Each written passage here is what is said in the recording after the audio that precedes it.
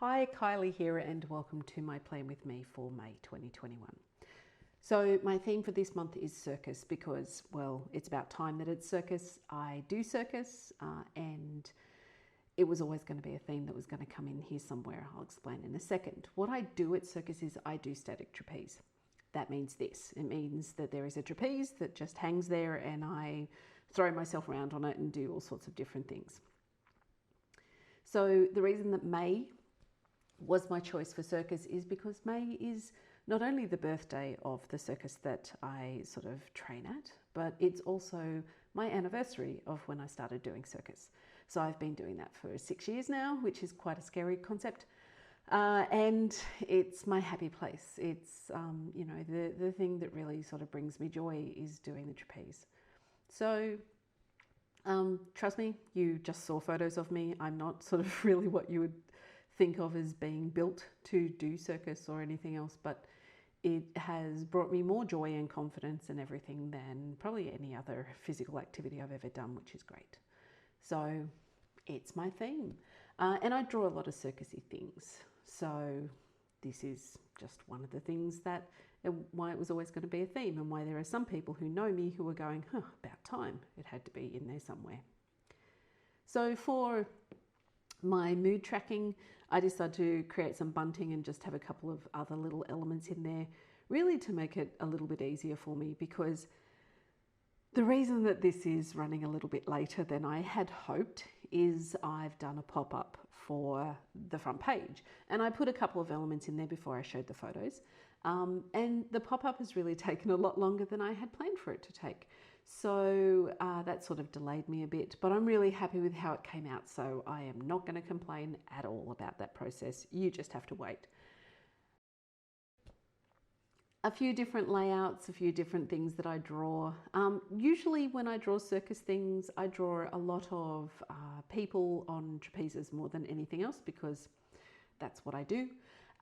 So going through and drawing some different things. So drawing some unicyclists and a tightrope walker and doing a little bit more silks and lyra, as you'll see a little bit later. And actually all the other circus elements like tents and stilt walkers and all that, I don't normally draw.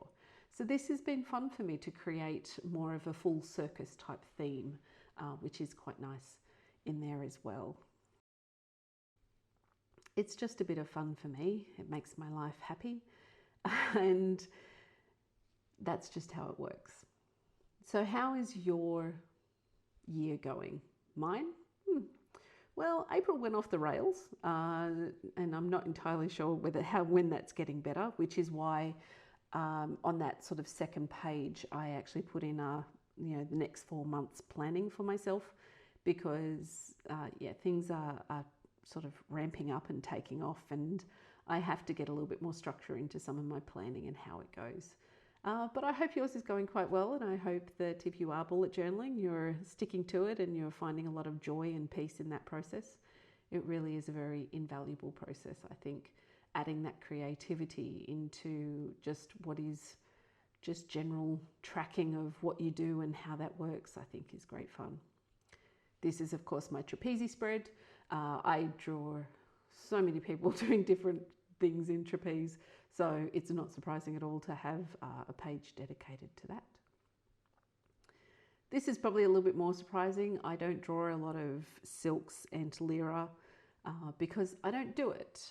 It's easier for me to draw trapeze because I actually do some of these things and so physically I know where my body is and where things are for different things without having to look at pictures. Whereas I don't know that for silks at all because I definitely don't do that. And I try to avoid lyra because I find it very painful.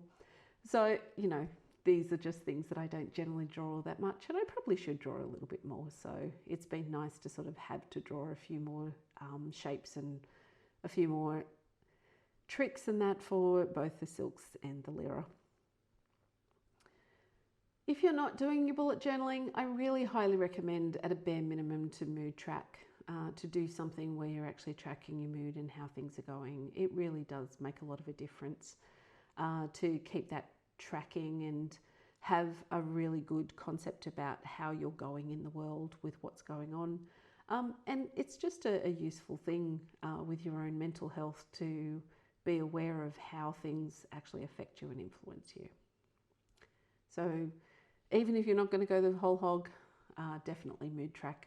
And again, none of your bullet journals need to look like mine. I use my bullet journal as part of my sketching practice. This is what I do. So this is why I make them quite detailed, and you know why I get quite sort of structured with how they work and themed up and everything else. It's not essential to do that to bullet journal. It is not essential in any way, shape or form. It just needs to be what you want it to be. And this is what I want mine to be. So for this final sort of week spread for May, I decided to do more of the traditional sort of circus elements. So we've got a fortune telling tent, and we've got a fairy floss cellar and a stilt walker, juggling, and of course circus tent and a Ferris wheel. I decided that I would actually watercolor these because I watercolored the pop-up and I thought, you know, they'll work really well together. The watercolors that I'm using are a new set that I found. They're primer watercolors, and the collection is called Decadent Pies, and I absolutely love these colors. They're so rich and lovely. There are some gorgeous blues and green, but mainly there's a lot of like yellows. So there's pumpkin and banana and a few other sort of different colors that are quite sort of look quite antique-y when you put them down. And as you can tell by the way the color is sheening with the camera, there's a little bit of metallic in some of them as well. So it's come across quite well for like an antique circus type thing, which you will see in the pop-up because that's sort of how I styled it, a little bit more antique-y than sort of modern in that respect as well. So I really had a lot of fun pulling this together. It was a little bit stressful because the pop-up wasn't quite working the way I wanted it to, and so this is why it's sort of like, oh my God, I'm never going to get this done in time. But at the end of the day, I'm really happy with how it came together. Even though I did draw all the elements for the pop-up a little bit too big, which is why I ended up having to restructure it and make it a full double page, because that wasn't the plan at the beginning. But let's show you the pop-up. Let's stop just talking about it. So just watercolouring in May so that it matches what's about to go down. And really, there aren't a huge amount of elements for it. I've done the inside of the tent at the back. There's a little platform that raises a circle, and that's supposed to be like a spotlight over there, but really that's a mechanism that enables me to stick my flying trapeze people to something. I'd planned on doing their movement in a different way, but it's not really wide enough, and they ended up sticking out of the edge of the book, which wasn't going to work, so I had to change how I was going to do that. That got a little bit frustrating, but that was fine. You might also notice as I'm putting this down, I'm not gluing this pop-up, I'm actually using double-sided tape for it. I find double-sided tape works quite well. When I did the pop-up course, this is how she recommended doing it. And I find it's a little bit more exact, and you don't have to worry about getting glue on things or gluing bits that you didn't want. You get a lot more control over it all, so that's great. So these two little additions to my V-fold allow me to sort of put a couple of characters on there.